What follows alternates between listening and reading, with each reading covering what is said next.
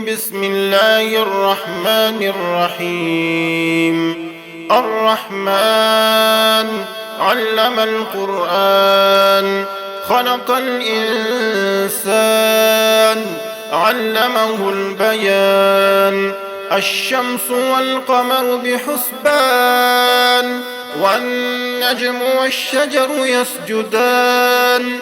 والسماء رفعها ووضع الميزان، ألا تطغوا في الميزان. وأقيموا الوزن بالقسط ولا تخسروا الميزان. والأرض وضعها للأنام، فيها فاكهة والنخل ذات الأكمام. والحب ذو العصف والريحان، فبأي آلاء ربكما تكذبان؟ خلق الإنسان من صلصال كالفخار، وخلق الجان من مارج من نار. فبأي آلاء ربكما تكذبان؟ رب المشرقين ورب المغربين، فبأي آلاء ربكما تكذبان؟ مرج البحرين يلتقيان، بينهما برزخ لا يبغيان. فبأي آلاء ربكما تكذبان؟ يخرج منهما اللؤلؤ والمرجان. فبأي آلاء ربكما تكذبان؟ وله الجوار المنشآت في البحر كالأعلام. فبأي آلاء ربكما تكذبان؟ كل من عليها فان، ويبقى وجه ربك ذو الجلال والإكرام.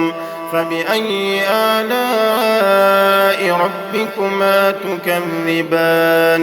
يسأله من في السماوات والأرض كل يوم هو في شأن. فبأي آلاء ربكما تكذبان؟ سنفرغ لكم أيها الثقلان. فبأي آلاء ربكما تكذبان؟ يا معشر الجن والإنس إن استطعتم أن تنفذوا من أقطار السماوات والأرض فانفذوا، لا تنفذون إلا بسلطان. فبأي آلاء ربكما تكذبان؟ يرسل عليكما شواظ من نار ونحاس فلا تنتصران. فبأي آلاء ربكما تكذبان؟ فإذا انشقت السماء فكانت وردة كالدهان. فبأي آلاء ربكما تكذبان؟ فيومئذ لا يسأل عن ذنبه إنس ولا جان. فبأي آلاء ربكما تكذبان؟ يعرف المجرمون بسيماهم فيؤخذ بالنواصي والأقدام. فبأي آلاء ربكما تكذبان؟ هذه جهنم التي يكذب بها المجرمون، يطوفون بينها وبين حميم آن. فبأي آلاء ربكما تكذبان؟ ولمن خاف مقام ربه جنتان. فبأي آلاء ربكما تكذبان؟ ذواتا أفنان. فبأي آلاء ربكما تكذبان؟ فيهما عينان تجريان فبأي آلاء ربكما تكذبان فيهما من كل فاكهة زوجان فبأي آلاء ربكما تكذبان متكئين على فرش بطائنها من استبرق وجنى الجنتين دان فبأي آلاء ربكما تكذبان فيهن قاصرات الطرف لم يطمثهن إنس قبلهم ولا جان فبأي آلاء ربكما تكذبان كأنهن الياقوت والمرجان